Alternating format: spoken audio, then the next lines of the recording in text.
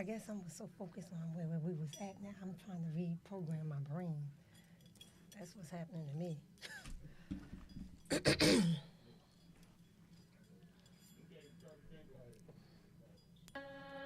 Mind the business that pays you.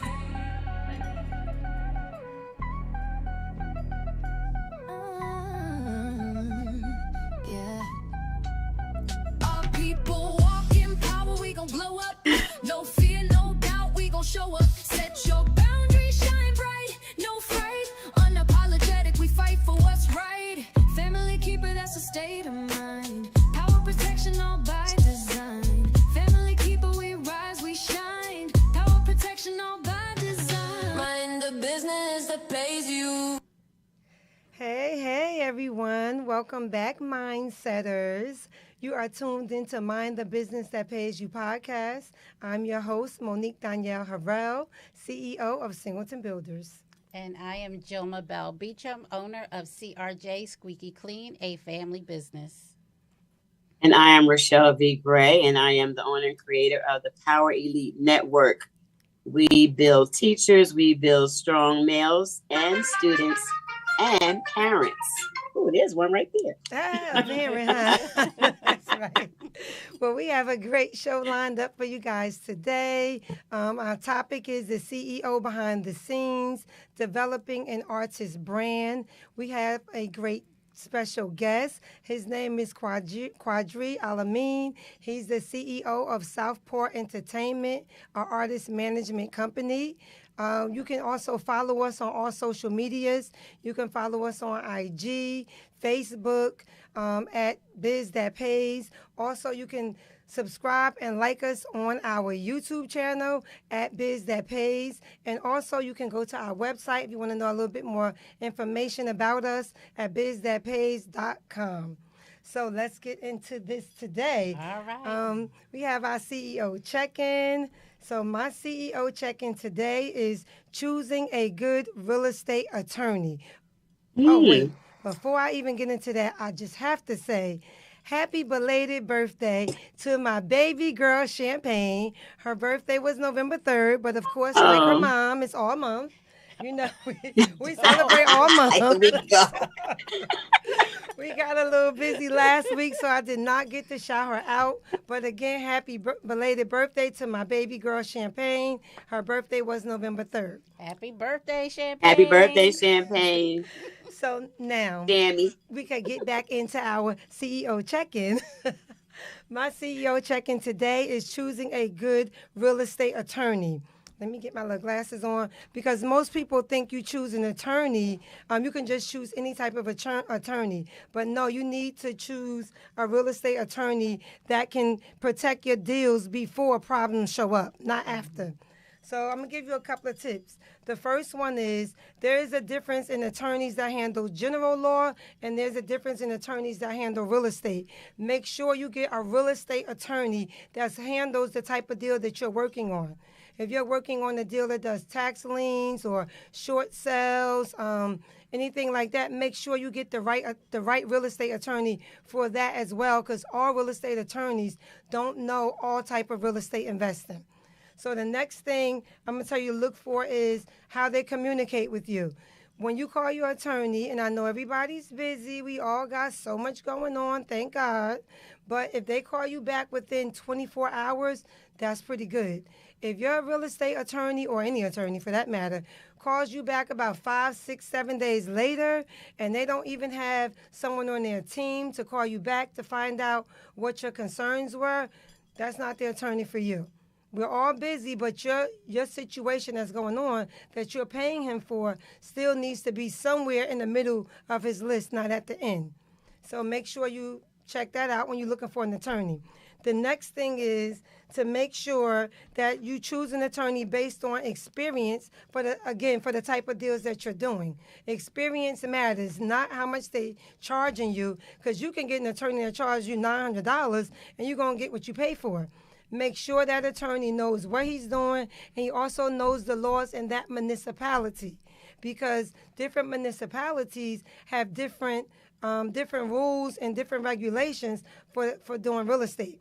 as far as in your construction department and stuff like that, a lot of things are not the same from municipality to municipality. So make sure that you choose an attorney that works for the deal that you're doing at the time.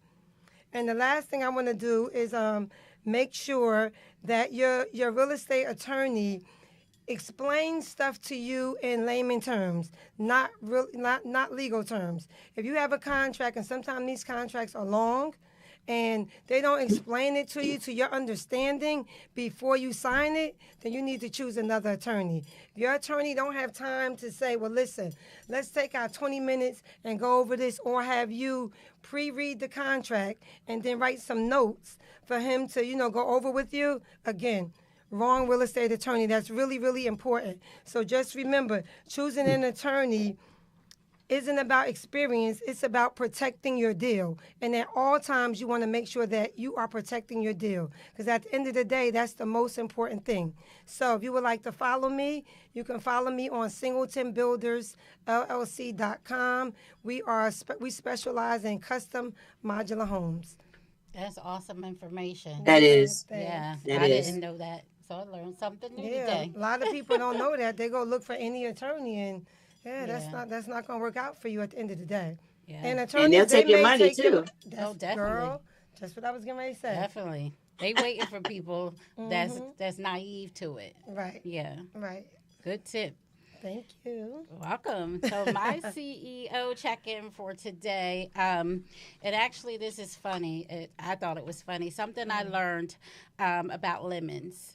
And it actually brought it home to me in terms of my business as well. And anything, actually, Really? even outside the business. It taught me a lesson. Who knew what lemon could do, right? So this is what I learned. Okay. Did you know that lemons can do more than just go into cooking items and making lemonade, which I love lemonade, but Right. I learned due to the Absolutely. I love it. Due to the natural acid, the acid in the lemon is so tough that you can use it for cleaning. Absolutely, I've never heard absolutely. of that, I never right? heard of that before. Yes, definitely. Yeah. It can cut through the dirt and the grime. And think of anything that you do in your life. Sometimes it takes the small things that you learn Right. to give you a great outcome. That's what came to my mind to the business. Okay. Is something small can actually work in ways that are serious matters, but it's the small things that sometimes get you growth. So what that reminded me of when it comes to business, especially for me, going through some of the changes I went through building the business, with my dad being sick, it wasn't grind, but it was still being tough and going through the roughness. And that's what brought out the analogy to me. So whatever business you have or whatever issues in life, period, you just remember the small things can make the outcome very big. So just keep going and fiddling through that dirt, that grime, dust it off, let God dust it off, and you just keep on going. Because in the end, there is an outcome and there's growth, and that's what matters. And that's what we alright. need for our business. Continue to go forward and grow. Well, all right then. All right. But you know I what? love it. When you look at cleaning products, some of them do say they have a lemon on it. Now that I'm thinking of it, it might be Oh, like yeah. a pine sol or something. Yeah. They have lemon. And it's natural, no, no I'm learning things a that's lot gonna about hurt you. chemicals. Yeah. Yeah. I never put that Absolutely. together until now. I'm like, you know what? Lemon scents, lemon smell. Mm-hmm. Yeah. Look at that. Who knew, right? Who knew? Like I said, Yeah. I had to laugh at it, but then it brought me back to a serious matter of growth with you know what God say, a little mustard seed, right? That's what the lemon reminded me of too. The seeds in it allows you to grow. Well, all right, your good tip. Good. I mean, Okay, I'm gonna good take that CEO tip. check-in. Thank you. So my CEO tip for this week is building your team. And so right now I'm getting out of my own way and I'm letting God do the driving. And so I'm going to go ahead and do that, that youth entrepreneur incubator. And I have a space. And now I'm looking at the team, which is so important. Like Monique just mentioned, a lawyer. Every business needs, sooner or later, a lawyer. or someone that you know, whether they can be on your advisory board or whether it's someone that you can have to pay, because there are things in business that you don't know everything. And especially when it comes to contracts, especially when it comes to collaboration or partnerships, even, NDAs. So I'm looking at the team and I'm going, and I was just thinking about that today, like who is a lawyer that would, and I had to have someone that knows, like Mo said, I had to have someone that knows education law. Absolutely. Mm-hmm. Absolutely. As well as maybe someone that knows general things. Mm-hmm. And then I'm looking at a director and I'm looking at people who can come on board and add excellence. Because anybody that knows me, if you're around me, you might get one shot. Right. I don't go for too often because I don't have time. You understand what I'm saying? And I know what we're trying to do and we're trying to build. And there's a difference when people make mistakes. There's a difference, but then we also talked about the other day, business ethics. Someone was trying to sell me something yesterday. I had got an insurance quote and I was like, man, he doesn't know who he has on his team. And I told her that I was doing something. I'm in the midst of an important call, but yet she persisted because, they have you on the phone. Well, now you just turned me off. So even you have the best business and maybe that you're the one I should have went with, just because of who you have on your team, it turned me off. So now you don't get my business. Yeah. That's reputation. So again, that soft skills, people don't understand how in business, in building your team, how people need training in that area so that your business can be excellent. So I'm looking at all those things right now, and I'm talking to people because I want to have the people that are aligned to me, and I want to have the best people on my team that want the best for themselves and others. We're not doing mediocre. And I know how to say we aren't doing mediocre. Absolutely. We're not doing mediocre. Absolutely. So that's my CEO check-in for this week. Well, that was a great check-in. And remember, they always say 90% of your business is lost over the phone. So before they even get to you, your business is gone if you have the wrong people on your team answering your phone or giving out information. But on that note, we'll be right back. We have our special guest in the building, Qadree El-Amin. He's here. He's the CEO of Southpaw Entertainment, a artist management company. We're going to dive right into our topic, the CEO behind the scenes, developing an artist brand. And we'll be right back with Wakia and the Care Break. Don't give up. Do not give up. Yeah. Do not give up. Don't give up. Don't give up. Don't give in. It's not over. Don't give up. Yeah, I've been lower than hell. I've been shattered by life. At times I've been paralyzed. I've been at the brink so many times. Still I never gave in. I was built to survive. I've been broken, battered and bruised. I've been stuck and I couldn't move. Gotta keep but on. I still stay strong. I still say it's game on. You want war? Then bring it on. Hang in there. Don't give up. It's not over.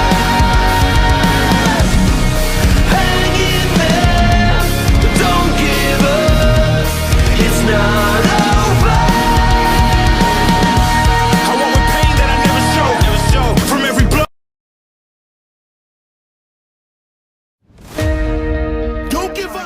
Here with the Hello. Hey. Hi, ladies and mindsetters. Hi.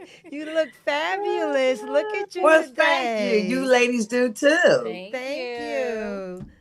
So what you have for us today? Well, what I have for you today, balancing work and caregiving. Okay. You're trying to manage your job while caring for a loved one.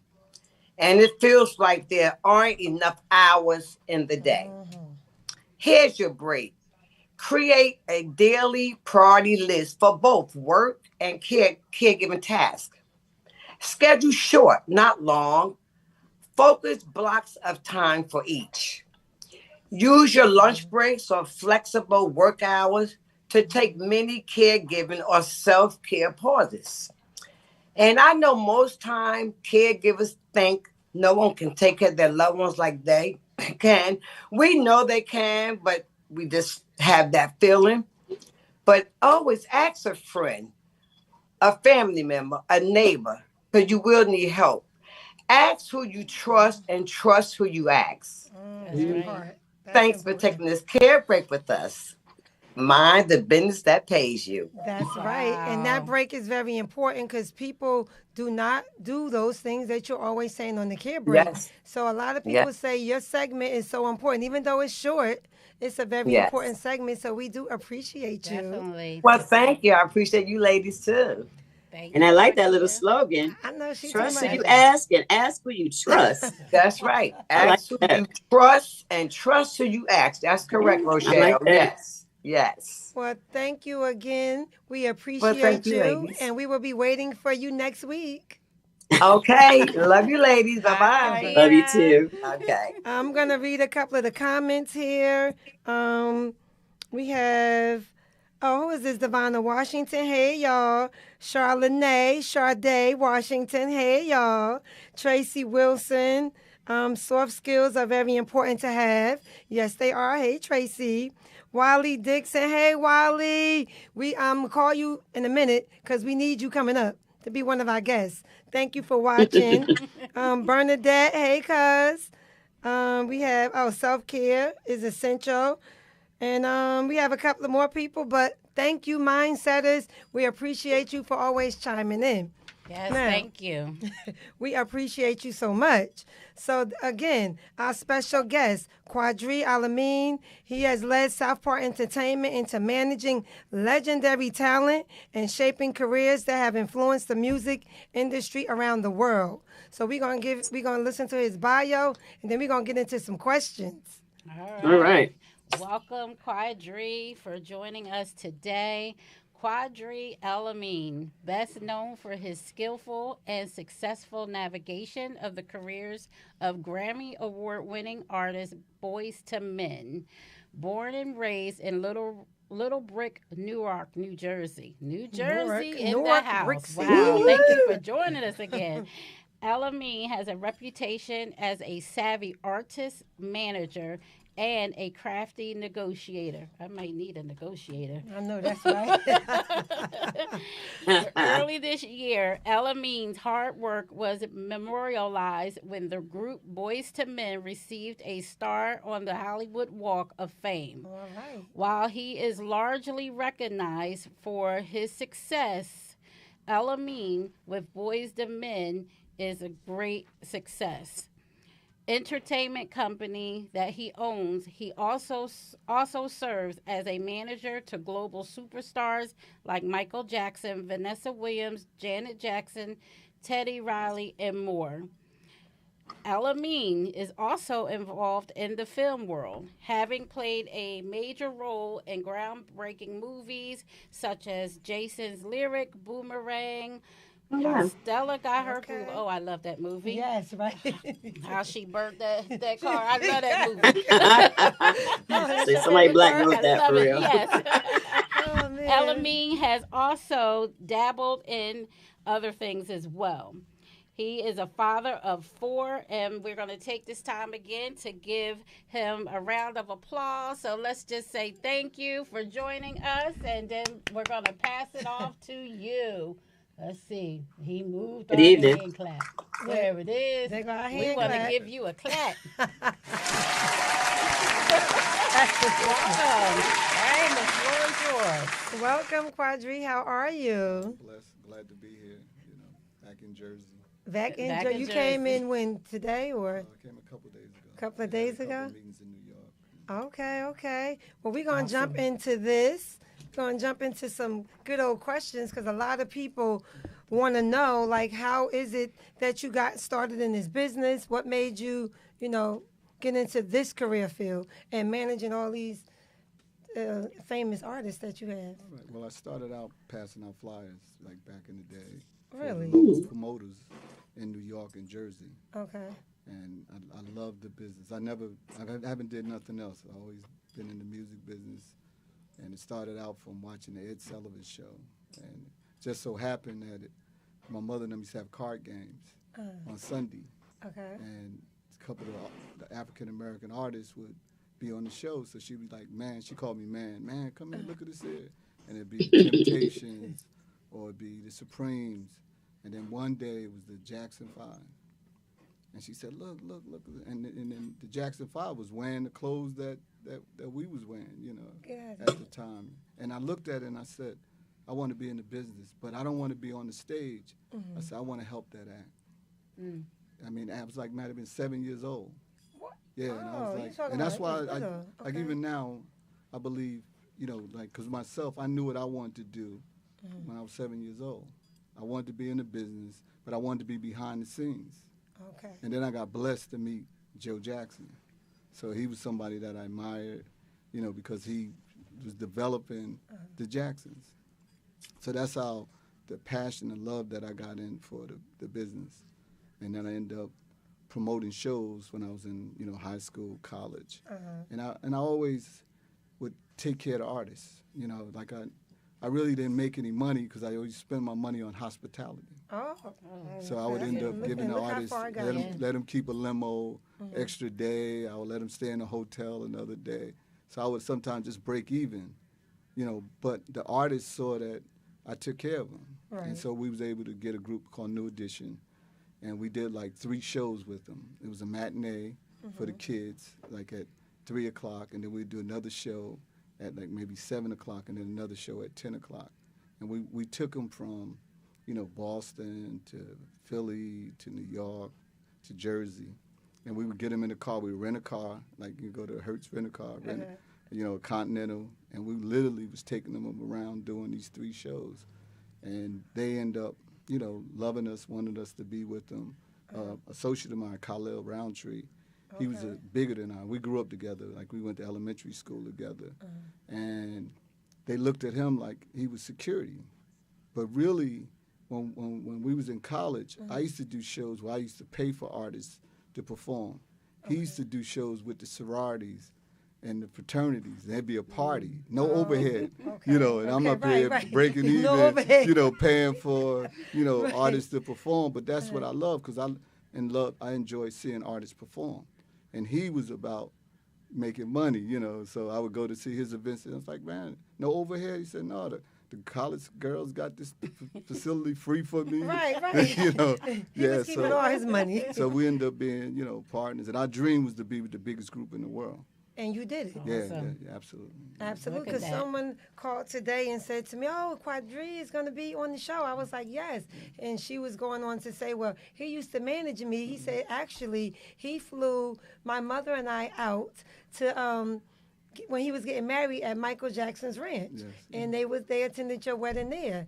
So I tell got us blessed. about that. Like, how is it managing these artists with, well, was he that big at the time? I'm sure Michael Jackson was. Ever since we was he's always been that big. Absolutely, yeah. Is that a different challenge from managing someone that's not as big or as popular as Michael Jackson or Janet or Vanessa, some of the big people you manage? Yeah, it is the challenge, because the developing artists, sometimes they don't respect or they don't realize that Michael Jackson listened to me, or Janet Jackson. They asking me, well, what do I need to do in order to, you know, advance my career?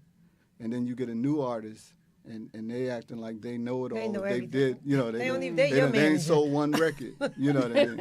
So that's the difficult thing. But the superstar artists, they all, to me, they the humblest people. And they really, this is their God gift talent. So they're different on the stage than they are in real life. Like I mean, some of my greatest moments is just, you know, being with Michael on a sofa, and he would just think of something, and he was really, you know, smarter than I was. So like a lot of times when people say I manage these artists, I don't approach it like I manage them. I basically, it was their career, and what I would do was find out what they want to see happen, and then I could make it happen. Right. And it's unfortunate that the industry will listen to me, and I'll say the same thing that the artists say, but because it's coming from me, Right. because they don't want to give the artist the credit, because, you know, and that's from past experience where they might have did something to help an artist, and the artist, you know, might have didn't appreciate them helping them. So a lot of times I just get involved with the artists, and like Janet, for example, they watch you too. See, that's another thing people have to understand, is that, and even myself, at the level I'm at, people watch me every day. Just like you said, the people realize I'm on the show. Right. So when I go outside, and I'm business 24/7. This is all I do. You know what I mean? Like, this is my lifestyle. Is business, the entertainment business. You know. So like Janet, for example, she was watching me. So when she approached me, she said she wanted to be solidified in the black market.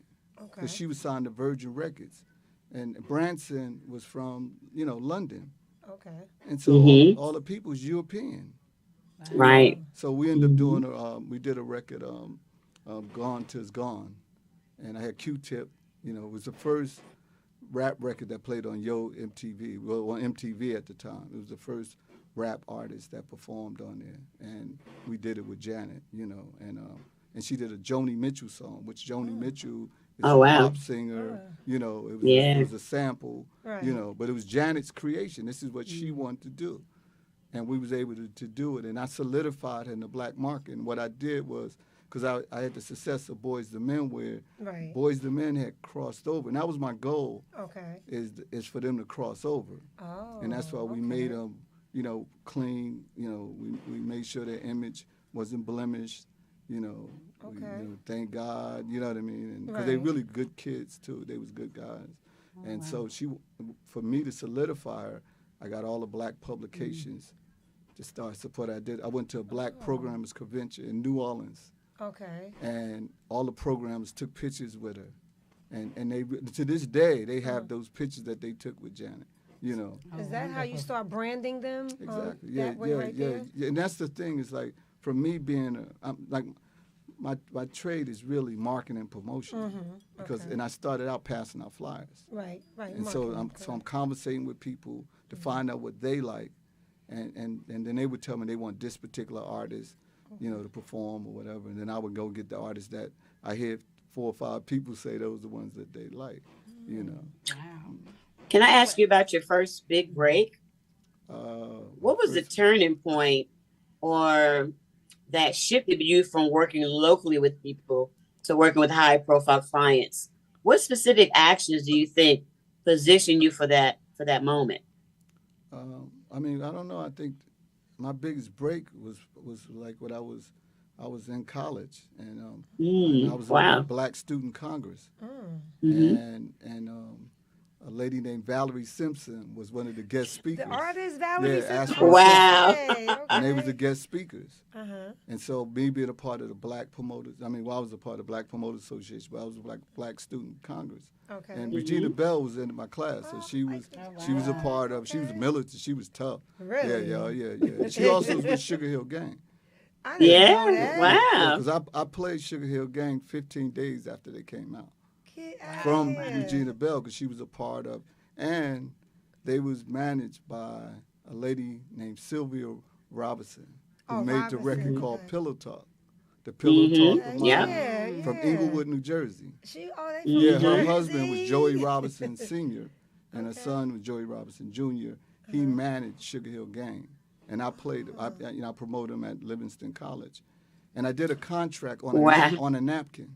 Really? Yeah, $1,500. I did and that week, they they blew up. It was all on the news and everything, and we had about close to like 5,000 people came. Get out of here. Yeah. So that's what. So my big break really was, it was it was here. In Jersey, and it was with, like, I promoted shows with Ashford and Simpson. Then from the actual meeting, and she was a guest speaker, I approached her about doing a show. She did a show for me in Livingston. She did a show for me in Essex County. And I hanged out with her when she got Ashford, Nick, when Nick got his hair done, got his clothes out the cleaners, rode in his Rolls Royce, you know what I mean? Like, it's something, like, even me I consider myself an idol maker. And to me, people has to have that it factor. Like Monique, for example, like she and yourself, y'all have that it factor. Thank you. Like you walk into a room and people are like, "What do you do?" or whatever, that type of thing. And I guess it's the same with me. Yes. So a lot of times, like I've had conversations with Oprah Winfrey, Bill Cosby, Nelson Mandela, Bill Clinton, Arnold Schwarzenegger. You know what I mean? And they would give me a message. you know, which I live today by those messages. Okay. You know, like Michael, like when I was telling you about sitting on the sofa with him, Right. we were sitting on the sofa and he said to me like, well, we would go to meetings, and after the meeting, we'd come out the meeting, and it'd be a bad vibe. Like, a lot of times people just wanted to see him, and they wanted to Right. see if he's wacky Jackie, you know, all Oh, that my kind of goodness. stuff. Oh, wow. And so we would come out the meeting, and Michael would say, why, when God inspired you to do something, why somebody got to say no? Yeah. Yeah. You know, and then so he said that, and like it's like you get a chill, you know what I mean? Because I received it.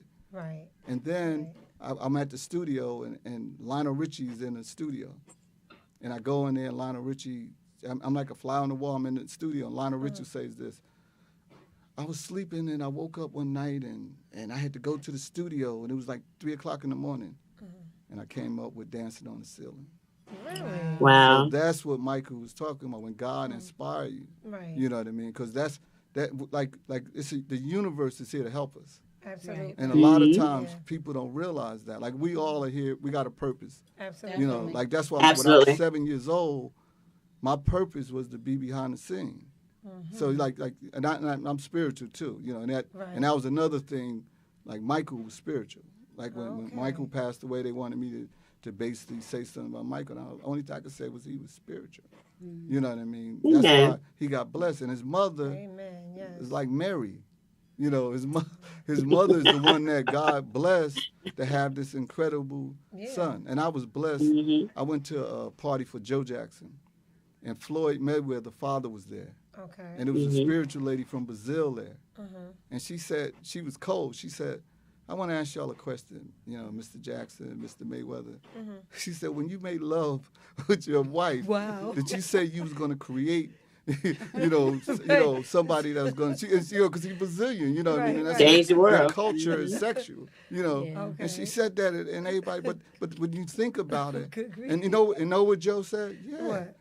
And you know what Floyd Mayweather father said? Yeah. Yes. Yeah, when we had sex, we wanted to create, you know, the biggest thing. And I they know did it. that's And right. this is what she And they said. did it. She said, Yeah, and they y'all did did it. it. She said it. You know? So those kind of, and for me to be in that room to receive that kind of stuff. Like, it's Right. no coincidence. Just like we're here today, Right. it's no coincidence. Right. And I got to honestly say, this meeting right here, this interview is the most important thing in my life. Because it's current. Yes. It's It's current. right now. It's like, you I know, like like that. God bless I us like to that come. I'm too, on yeah, time. right? I'm on Yeah. time, like, you know, and she know, like, I'm Yes. all over the place, and Absolutely. we on time, but it's a reason and a purpose. And she approached me and said, we need to help people. Right. You know what I mean? So This is the truth. yeah, so Yeah, that's I'm here absolutely. to basically help people, and that's what I was saying when I was 7 years old. I wanted to be in the business behind the scenes. Right. Right. You know, I want to help that group, and then I end up managing Michael and Janet, and Both Joe of 'em. Jackson said he's my partner. Oh my Awesome. goodness. Yeah, That is you know awesome. what I mean. I had an Easter hunt at the Jackson's house, and they Jehovah Witness. No way. Wow. Yeah, and I had the Jolly Jumper. Everything I had, cotton candy. Yeah, I was gonna yeah, say. you know, and they Yeah, gave me the Easter house. thing at This their is at Havenhurst house. This is Wow. Miss Jackson approved it, right? She approved my kids having, because my kids is Catholic, Okay. and they approved, you know, Easter party for my kids, right? And then, like you said, Michael, I got married at Michael Ranch, and only 2 people got married. It was Marlon Brando's son and me. Right. That's And I what didn't heard. ask for it. Wow. That's I what didn't ask heard. for it. And when I was there, the actual, I had a horse and carriage, and they had royalty clothes on. Oh. And they was like, who are you? You know, 'cause Mr. Jackson wanted, and he took care of everything. That was He took care Wow. of everything, you know. And like I said, I didn't ask for it. What God has for you is for you. And Yes, you saw it yeah, at yeah, 7. yeah, Absolutely. yeah, yeah. So that's something. yeah, All yeah. at 7. Absolutely. And plus, your motives are so pure. Yeah. Like, no, you thank you. really want to take care of people. Like when you were talking about New Edition, Yeah. you know, about their branding and how you want, you know, how they were clean and they were good kids. Mm-hmm. Because you know, so many people get messed up That's because it. people mess over them, and so your motives are so pure. Yeah. And I thank you for that. I'm sure God is really pleased. No, thank you with for you. noticing that too, because I had a partner who he got killed when we was on tour with MC Hammer. His name was Khalil Roundtree, Oh, wow. and Khalil. That's what I mean. Like, people thought he was security, but he was protector. This guy was like Mr. Mom. And he's the one that basically kept New Edition straight, and I watched him, right? I watched him. So then when I got with Boys to Men, I had the experience from watching him because he wanted to be a road manager. I wanted to have my own business. Right. I didn't want to be, work for anybody, you know what I mean? But he wanted me with him because we grew up together. And then he didn't want to make no mistakes. Because we get these, see, that's another thing is like when in the business for me is that we got people's careers in our hand. And that's another thing. Yeah. This is what Vanessa Williams told me. Like, and this thing happened to me with Vanessa Williams was, I had an office on Broad Street in Newark, and I had a guy that was in the insurance business. His name was Wayne Smith, who he was ended up being the mayor of Irvington. But at the time, when we was young, Wayne used to sell insurance. Okay. So I had an office. Wayne would come in there, like, he would come there like 7 o'clock, and we used to call him Clips, because he would read the newspaper. But he's one of the guys to this day. I try to read many publications as possible. Yeah, so he used to read the Wall Street Journal, the New York Times, the LA Star Ledger. Makes you global. And he would have all these newspapers, and then he would get things that relates to me. So I come in, I see this on the desk, it said a press conference Vanessa Williams is having, and she was Miss America. Okay. And I was sponsoring Miss Teen USA. Okay. Right? So I was looking at Vanessa's career to have this girl follow in her footsteps. So she's having a press conference in New York. It was at the Sheraton Hotel, Avenue of America, right, at 10 o'clock. And I come to the office like 9:15. The Spirit told me to go, right? So I go over there, right?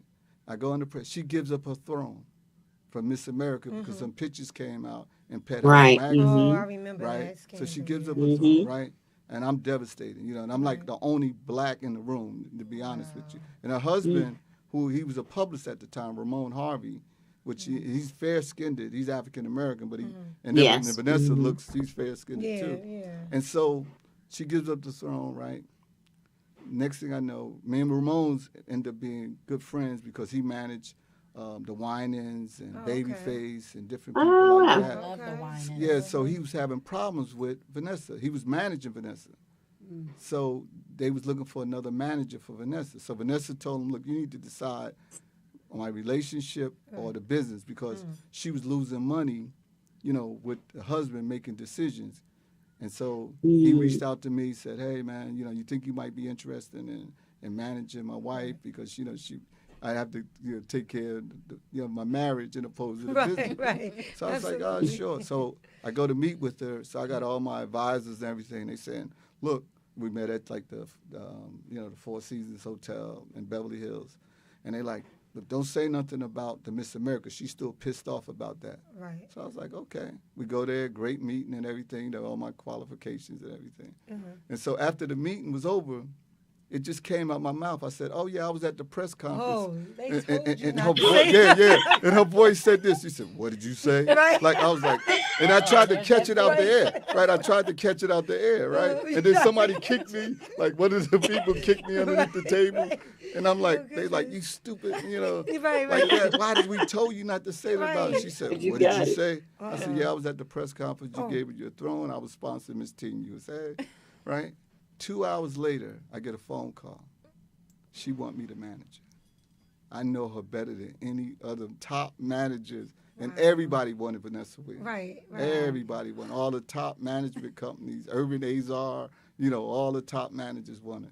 She said, I want you to manage me. Now, what made her say that after you said that? Because I was with her. Because I was watching her career when she was Miss America. Okay. No, they didn't really know it. Like they sit there. See, that's the thing about unfortunate.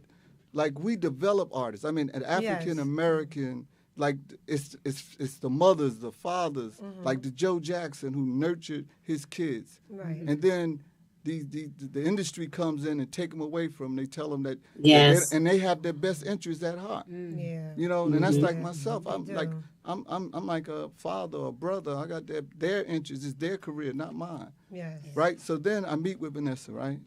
And this is what she told me. She said, I'm giving you my life. She said, all I want is my holidays. I want holidays off, and I want my kids' birthdays off. Oh, that's she said, but you have my life. Wow. And I was like, I mean, that's what I mean by the responsibility that you have. It's like, and so what I ended up doing was with her husband, every night, me and him on the phone. So he really was still managing her. But I was who she, at the time, because she wanted to separate it, but he was telling me what to do. Right. Yeah. Now, but what greater, that makes you honorable. Trust. Yeah, when you got, Yeah. that's right, when the husband, Right. and so, and I end up getting her, but I got blessed to know the owner of the agency, this guy named Norman Brokaw. He was the head of William Morris Agency. Oh, The Okay. big agency, right? And I met him through Bill Cosby. Right? Yeah, I got Bill Cosby to present a Lifetime Achievement Award to Boys to Men.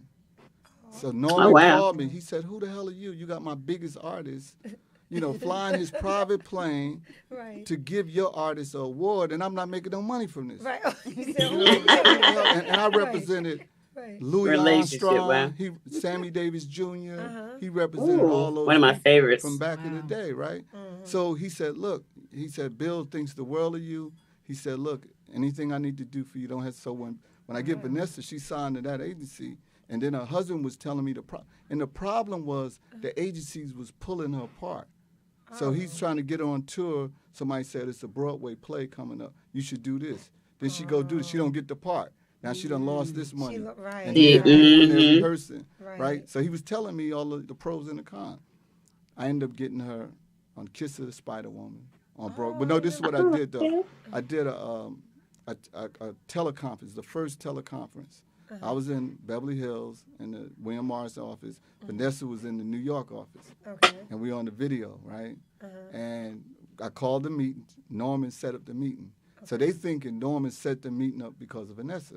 And it really was because of little old me, right? You said So, little so old all me. these, and no African Americans now, I'm telling you, one on one. Is all, I'm like, I'm in there, just me, right?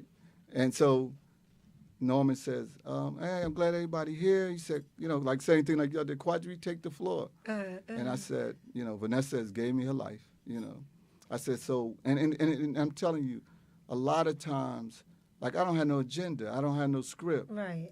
But God blesses me with Yes, he does. with the message. Just like when I said what I said, like everybody might have thought it was wrong, but it got me to manage it. You know what I mean? That's God. Might have had a Right. little He said, bit "Use of the pain foolish things to physically, that's confound the God. wise." but he That's grew from it. That's right. So, and I'm telling you, I'm at the meeting. I didn't know what to expect. I just said, "Hey, call these people together because we got problems." You know what I mean? I didn't know.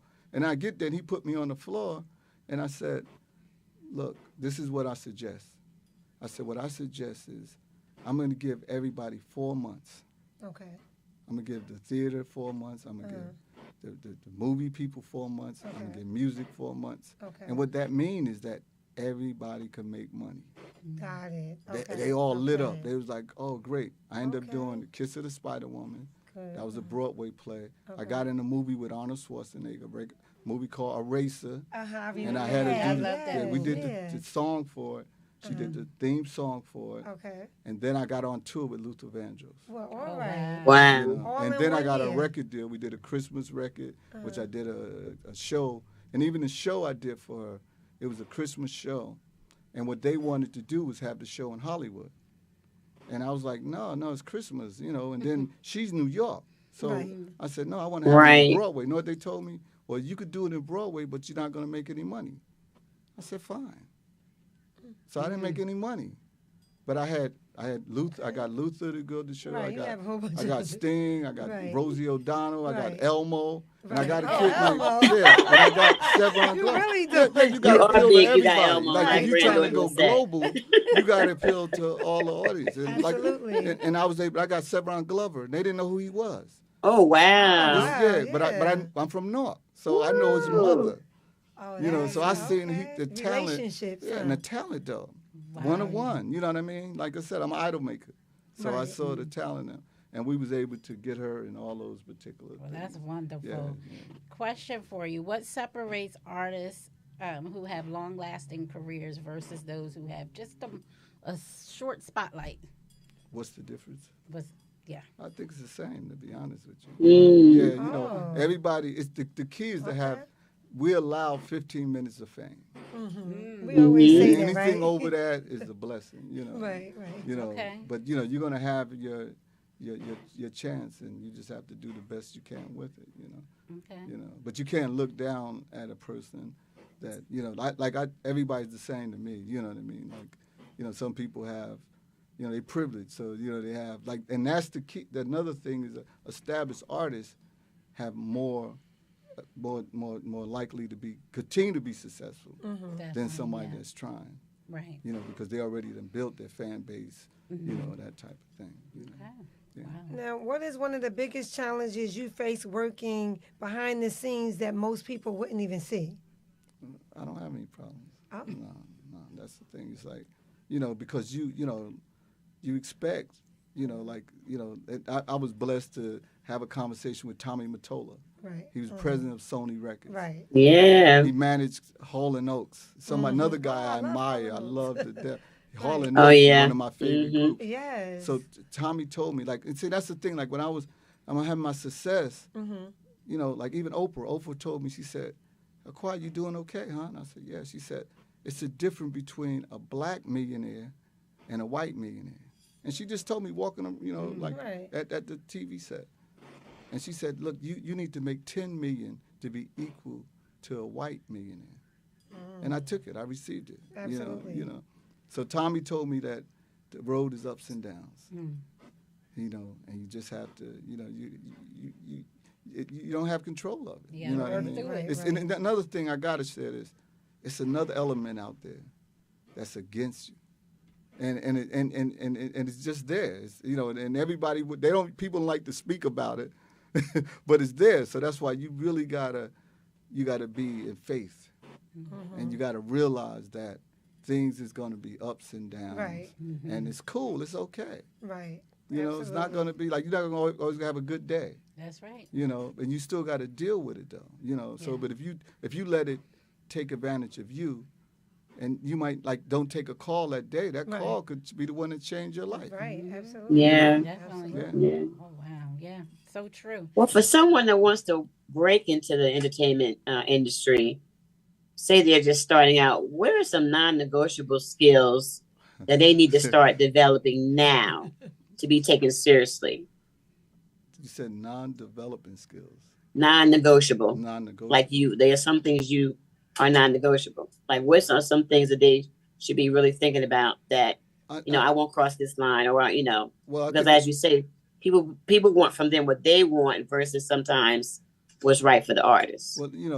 Well, I really think if they're getting into the business, it shouldn't be negotiable. It's like you want to be in the business, then you need to do what they need you to do, and that's why they like it's the wrong thing out here when they say that these contracts is bad. They're not. You know, a contract is just it's agreement on paper. Right. And really, like, that's why, like, I look at, I'm the ultimate middleman because I do deals that's fair for both parties. Correct. And that's why, That I can you attest to. have to do that. Yeah, you have to look out for both. And most people, if they come in thinking about themselves, then that's not going to, you can't come in. Like, I negotiated, I had a lawyer called Don Passman. He wrote the book, Anything You Need to Know About the Music Business. Okay. He referred me to Janet. It wasn't Joe. It wasn't Michael. It was Don Passman, the one who wrote the book, Anything You Need to Know About the Music Business. He referred me to manager. And the reason is that I was in a position where I took that, if you're in that position, then you could negotiate. And I'm considered one of the best. Like D.L. Hughley called me Mr. Negotiator. Yes, you are. Yeah, he said I'm one of the best but I'm fair though. Yes, you're honest awesome. as well. Yeah, but a Yes. new artist to me, they need a deal. So if somebody offers you a deal, and then you're gonna, if the deal is required you to, if they give you X amount of dollars, you got to recoup it, and then they get 80%, you get 20%. They invest in you. You know what I mean? It's like that's one of the things that's happening with Michael Bivins and Boys the Men. Oh. It's like the lawyers is protecting Michael Bivins. Michael Bivins was the brand. Like when you talk about the brand, he was New Edition. Okay. And he put his money. Yeah, skin in the game. Yeah, Okay. so the lawyer's gonna make sure that he's protected. So, you know, so he has to get back his investment, and he should get a profit. Absolutely. You know, now if you want a career like myself, like I never been in it for the money, so I'm the lowest on the totem pole. And even with Michael, like I sat down with Michael, and Michael said, how much of the music business do you think you're entitled to? And it just so happened, I'm sure how God is, a week before that, I had all the information on how much the music business was, and at that time, it was only worth about $384 million. Only? Right, only, yeah. Now it's those trillions of dollars now. No, yeah, that's what I'm saying. Then it was only $384 million. I had the stacks on it, right? And I said to Michael, I said, well, the music business is worth $384 million. I said, I'll take 1% of that. Right. So he said, Qadree, ask me, what do I expect out of the music business? So I said, Michael. So I had to, and this is the conversation that me and him had. That it's incredible. You know what I mean? Like, it is. You can't buy these, you know what I mean? You can't buy this right. stuff, yeah. So I said to him, I said, Michael, I said, what do you think you entitled to of the music business? He said, all of it. And he said, because I revolutionized the music business. Yes. So that drive that he had, and that's what made him do the things that he did. And he believed in himself. Absolutely. And he's creative, you know what I mean? Like all the stuff that you see Michael did, he created it. You know what I mean? Like the dance, and that's what Debbie Allen, he blew away the top choreographers. Really? The top, like Quincy Jones and the top producers. He blew, because he was more exceptional than they thought he was. But he was blessed by God. Yeah, absolutely. I believe it. Yeah, I know sitting in the room with these people and them giving you these jewels that they gave you must have been really awesome. It's like being here with you, though. So would you ever write a book? Like it's the same feeling. There's like I'm telling you, it's like the brother there when I met him. You know what I mean? Like and I've been here before. Yes. So and I'm observative. You know what I mean? So I tell her like. I like this setup, and I like y'all. That's I like awesome. the program. Like she was Thank concerned you. about it. Yeah, Will you ever write a book? Will you ever write a book? Yeah, I got a couple of. Yeah. Well, thank you. Though. Okay, I just want a signed copy. That's all. Listen, Qadree's, he's such a good, genuine person. As I've said before, he is my manager as well. And That's I might awesome. want to do something. I'm like, well, I really want to get on Tubi. Remember, we had that conversation like a year or two ago. He could have just said, go to the back and load it up like most people could do, and we would have only made very little. He was like, no, we're going to wait it out. We're going to wait to get a distribution deal. Lo and behold, here we are.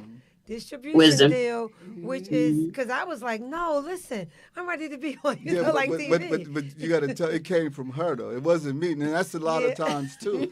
Is that good as your artist is, and see that's the thing that a lot of times people get the wrong idea about. It's the talent. It's talent driven, but they also need that. Like y'all discussed it before. Is that you need an A1 team. Yeah. So and I stay in my lane.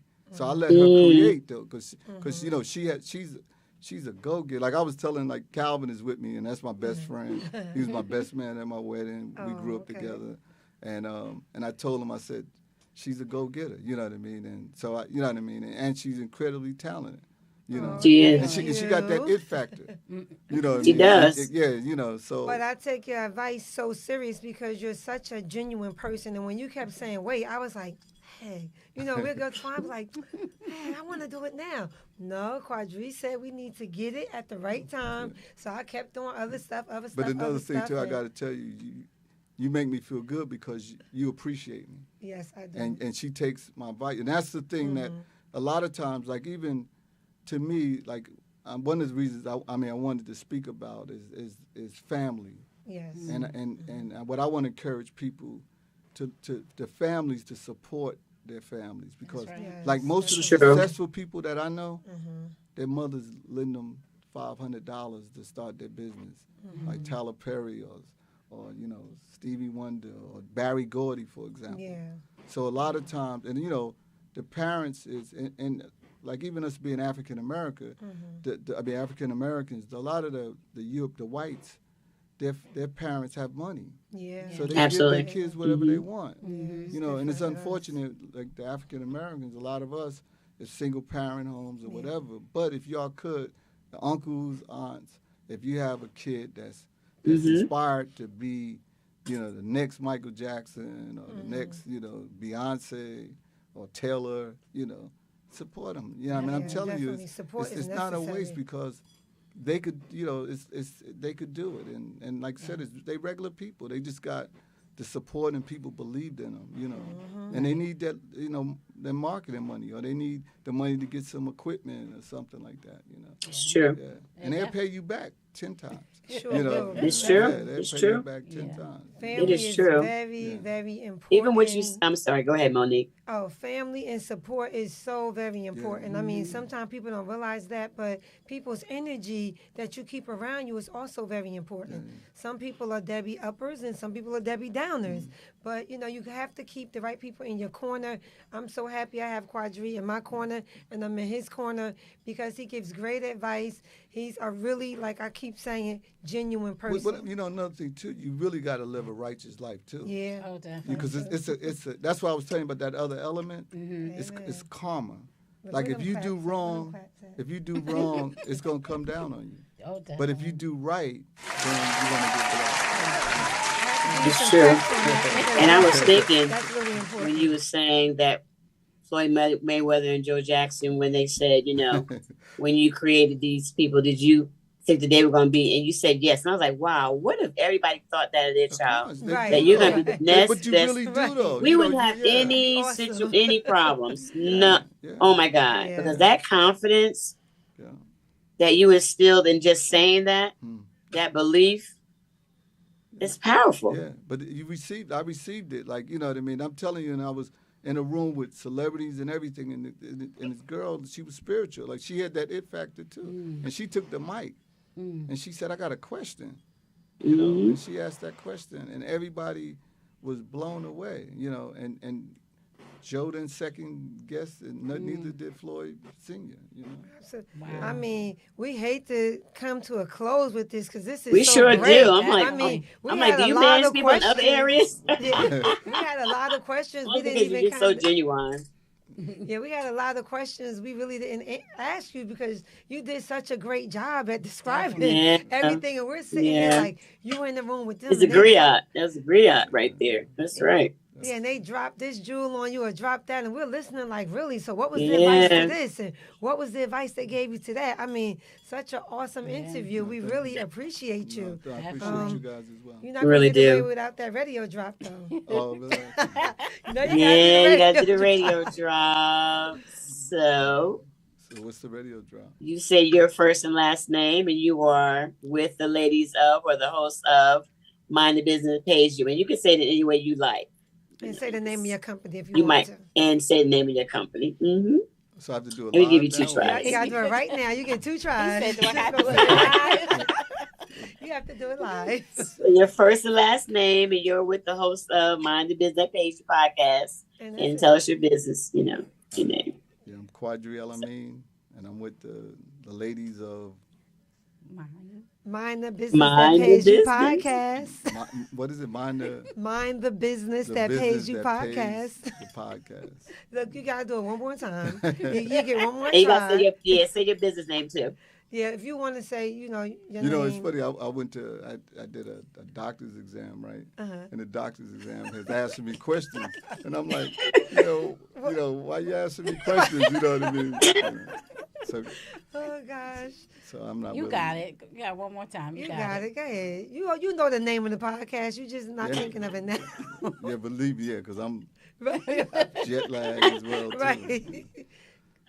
Okay, my name is Qadree El-Amin, and I'm with the ladies of Mind the Business. Mind the Business podcast. There you go. That's good enough. Southpaw Entertainment. We'll take it. We'll take it. But I gotta Thank be honest. you. I gotta be honest with y'all. It's like, it's like I did this it was like the new iPad i8 AI thing, and the same thing they want to take my voice to Right. be able. I'm gonna to get be- you later. You still Yeah. gonna do it off Yeah. the Oh, off, yeah, the, yeah. off the camera. Don't worry. But I have to be honest with you though. Like, like I make a lot of money. You know what I Right, mean? right. So you know, it's like a little difficult for me to promote something and I ain't getting paid for it. Right. You know, It don't matter. I You can't gonna help promote it you know. here. You gonna Yeah, promote it I'm here. here though. I'm here to promote what I'm it. saying. But to be able to do a line that, Right. you know, my accountant, Right, right. Calvin is in there. You know, like We're gonna have to pass the offering Listen, plate he later. know he gonna do it for me though. No. He know how we do. But let me close Well, this it's an out, honor to meet Qadree. you. We thank you so much. Yes. Tune in next week. Our topic is Box Truck Boss Moves: How to Multiply Your Money on the Road. Our special guest is Lamar Lewis, CEO of Lamar's Truck Sales. He's going to drop a lot of knowledge from A to Z on how to invest your money in the box truck business. I believe his business is in Linden, New Jersey. But listen, he's awesome, awesome, awesome. Make sure you tune in next week for that. And never forget to mind the business that pays you. All right, good night. Good night, Good night, everyone. great. Mind the business that pays you.